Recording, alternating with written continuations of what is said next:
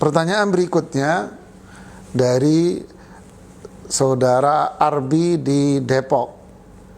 Dia bertanya, kebetulan ana mengalami musibah tabrakan dan dari 3 penumpang hanya ana sendiri yang mengalami musibah.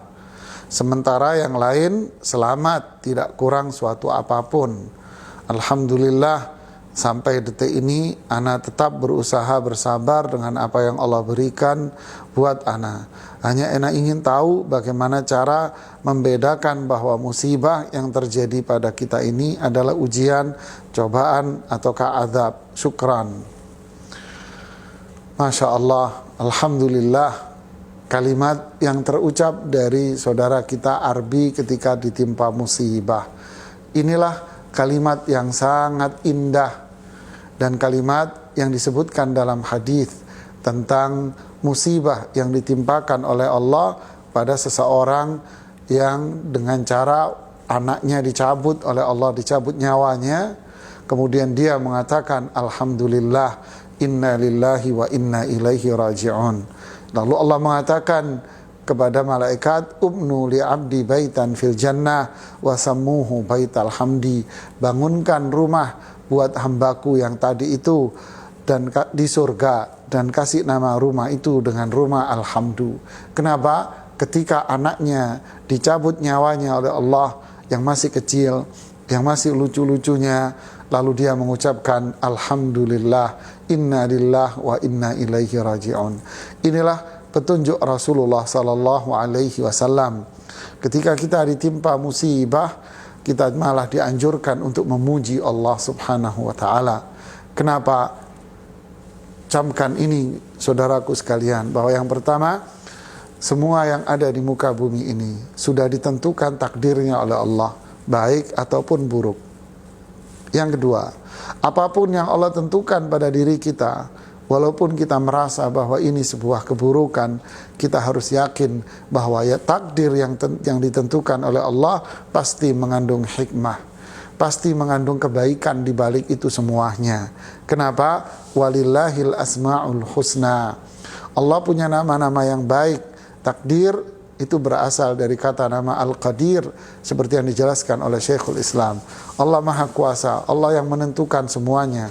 Allah punya sifat Al-Qudrah, menentukan semua yang ada di alam semesta. Apa yang Allah tentukan buat kita, pasti semuanya itu baik. Sehingga yang ketiga adalah ketika kita ditimpa suatu musibah, menurut diri kita ini buruk, kecelakaan atau apa saja, kita harus yakin, kita harus berprasangka baik sama Allah bahwa musibah yang menimpa saya ini adalah sebuah kebaikan. Saya belum tahu kebaikan itu sekarang bentuknya apa, tapi saya yakin bahwa kebaikan itu pasti akan muncul dalam suatu waktu. Ini yang harus kita munculkan. Kita harus berprasangka baik sama Allah dan harus yakin bahwa apa yang Allah takdirkan itu baik buat saya. Ana inda dhanni abdi bi. Saya akan berjalan sesuai dengan prasangka baik pada diri hambaku. Kalau kita berprasangka baik sama Allah, pasti apa yang menimpa pada diri saya ini akan berubah menjadi sebuah nikmat. Ya. Fanqalabu bi ni'matin minallahi wa fadlin. Maka mereka pun akhirnya mendapatkan nikmat dari Allah dan karunia dari Allah. Lam yamsashum su'un wattaba'u ridwanallah. Mereka tidak ditimpa satu keburukan sedikit pun karena mereka berjalan di atas petunjuk Allah Subhanahu wa taala. Saudara kita sekalian semuanya, selama kita beriman kepada Allah, berserah diri kepada Allah, takut hanya sama Allah, berharap hanya sama Allah, cinta hanya sama Allah, semua kita serahkan sama Allah, kita hanya beriman dengan la ilaha illallah, maka apapun yang menimpa diri kita pasti itu akan berubah menjadi sebuah kebaikan. Memang di awalnya itu sulit, inna ma'al usri yusra. Bersama dengan kesulitan itu pasti ada kemudahan. Saat itulah musibah yang menimpa kita akan berubah menjadi sebuah nikmat buat kita semuanya. Ya. Ibnu Qayyim rahimahullah mengatakan orang Islam itu tidak akan berada dari satu dari dua kondisi. Nikmat yang ada pada dirinya, jika dia bersyukur, nikmat ini akan bertambah banyak. musibah yang menimpa dirinya, jika dia bersabar atas musibah ini, ridha dengan musibah ini, prasangka baik sama Allah atas musibah ini, maka musibah itu akan berubah menjadi sebuah kenikmatan. Ini jawaban kita. Tapi kalau kita tidak bersyukur kepada Allah, malah mengeluh, faman sakhit falahu sukht.